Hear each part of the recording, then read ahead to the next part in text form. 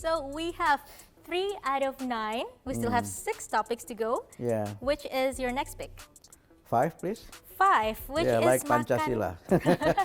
It's a Wow. nutritious free meal program that is currently being implemented. uh-huh. Speaking of the free nutritious meal program that kicked off on Monday, Yep. on January Yep. the 6th, right? Yep. And in schools across Indonesia. So, what role will your ministry play in supporting the implementation? Makan bergizi gratis, or sometimes it is called MBG. Yes. And it is actually also for pregnant women and also mother that still breastfeeding the children. Yes. So it's not only for Children students in studying in schools. school. And of course, this Makan Bergizi Gratis is one of the program that aim at giving nutrition for the children so that they have physical health and also they have, of course, energy Yes. to learn in a very energetic because of their nutritious food and also delicious food as well.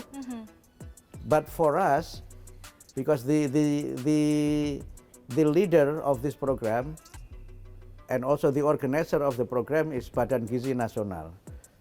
We, Minister for Primary and Secondary Education, is one of the partner of this program.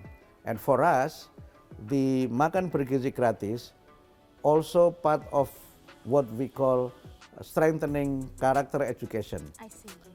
through Makan Bergizi Gratis, because they have the food together and they pray before have the food, and also to bring them building the tradition of, for example, Together with friends. tradition of responsibility, tradition of independence, tradition of tolerance, and also strengthen the spirituality of the children, and also some other aspect that relate to table manner, for example. Yes. So that for us in school, again, the Makan Bergizi Gratis is not only about the food, but it's also about Manners. and also about educating and strengthening character education through Makan Bergizi Gratis. I see. Okay. So next topic, you still get lots to pick. Still more than half. I think you can choose one for me. Oh, I can choose one for Yeah, you. yeah. Let's see. We've talked about. Okay, let's talk about social justice. Okay. Number 6. Yep. So, according to the 2024 People's Welfare Indicator report by the Indonesia Statistic, or BPS, the dropout rate in 2023 to 2024 school years increased at all levels compared to the previous year, Yep. except the high school level. So, what are the strategies that the ministry have in place in order to tackle this issue? Yeah, I think there are so many factors that contribute to the number of students drop out from the schools. Yeah. First, of course, aspect that relate to economic factors that inhibit them not to continue their study. The second, maybe some aspect that relate to culture, because some students do not really think on the importance of education. And the third might be some aspect that relate to, let's say, security situation, yeah, because some area of Indonesia actually also having problem with the security, and some aspect that also relate to the distance, yeah, within distance between the home of the student to the position of the school.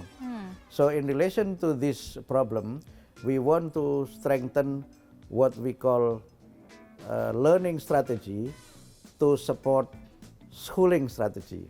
Okay. Schooling means student studying in formal school. But with the learning strategy, they could also study in non-formal education. And we want to open more access for learning through non-formal education and also through online or open education. Because for those who are, for example, have to work helping their parents, yeah, in farm, they could not come into formal schooling, and they might be able to study through open education, for example. And to some extent, this already implemented in some area in Indonesia. Okay. The second strategy might also relate to building what we call sekolah satu atap, in which a student could study, for example, the school actually might be used in the morning for primary school, and in the afternoon might be used for junior secondary school, or maybe at night, for example, they could also study for senior secondary education. I see, and we know that the gap between provinces within cities Yes. and the rural areas, it's a very Exactly. huge gap, and Yep. that also helped to Yep. reduce that gap, isn't it? Yeah, that's right. I see. Okay, so next topic, we do still have Umar Bakri examination, red and white cabinet, and transformation. Umar Bakri is very well known. Umar Bakri is very well known. So Yeah. would you like that? Yeah, I like Umar Bakri. Okay. And that question is regarding how do you plan to fulfill President Prabowo's pledge to improve teachers' welfare? You answered that a little bit earlier, right? So perhaps you can elaborate Yeah, it's more on already that. announced by President Prabowo that commencing from this year, we want to improve the prosperity for the certified teachers. Yeah, this year there are more than 600,000 teachers who will receive the tunjangan for their certification, and this year 2025 there will be PPG for more than 800,000 teachers, so that having this commitment, President Prabowo, improve the quality of the teachers and also the prosperity of the teachers. And it is part of his campaign promise, and it's also part of the strategy how we could improve the quality of our education. Because we believe that teachers have a very important roles in teaching and learning processes, and also have very important roles in building the character of our students. Okay, so this is going to be the last question. Is it okay if I Okay. pick for you? Yes. Sure. Can I pick examination? Because I'm very curious about that one. Okay, please. Yep. Yeah. So that's number 3 with examination. Why is the national exam being reinstated, and how will it differ from the previous version? So many aspirations from the people that necessitate evaluation or examination as part of the system that hopefully motivates students to study more, because by having examination, then students are highly motivated to achieve the best in their education. Of course, there are also aspirations that saying, no, we don't need to have national examination because it will be very stressful for children, for example.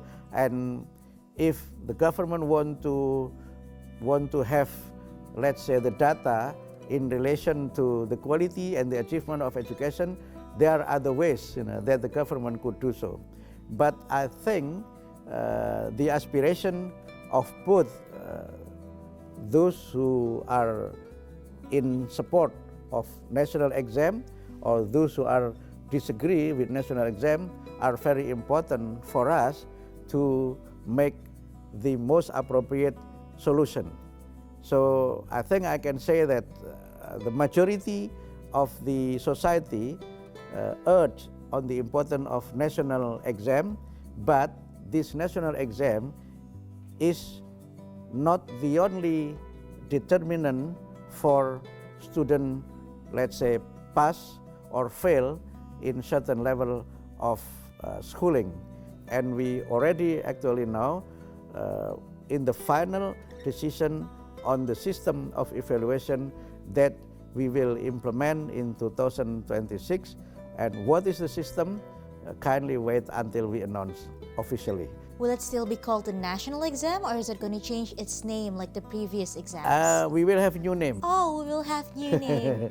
We will have new Okay, name. that's interesting. So, Minister, as a closing statement, would you like to share with us your grand vision for the Ministry of Primary and Secondary Education? I've mentioned many times that our vision is pendidikan bermutu untuk semua, good education for all. And with this vision, we emphasize on two things. The first is education for all. Education is the right of every citizen. It is the civil right of our children. It is the civil right for all children wherever they are. Second, of course, the education has to be very well qualified. So, Minister, we covered, I think, 7 out of 9 of our topics. That's very impressive. What about the two? What about the 2? Well, unfortunately, we are running out of time. But thank you so much for the quiz. So, how would you rate it from 1 to 10? What was the difficulty of the quiz compared to your previous Cerdas Cermat in senior high school? It is very fun, and I think one of the most unique interview I ever had. But I think 7 is good number because part of my policy is 7 kebiasaan anak Indonesia hebat. Oh, that's nice. The 7 habit for a very bright Indonesian generation. Oh, that is nice. What a coincidence. Hopefully, and we already implement commencing this January, and hopefully it could become one of the program that help us to have very strong generation for our nation. That is nice. Thank you so much, Minister, Thank you. for this lovely time. It's very fun indeed for me as well. Thank you.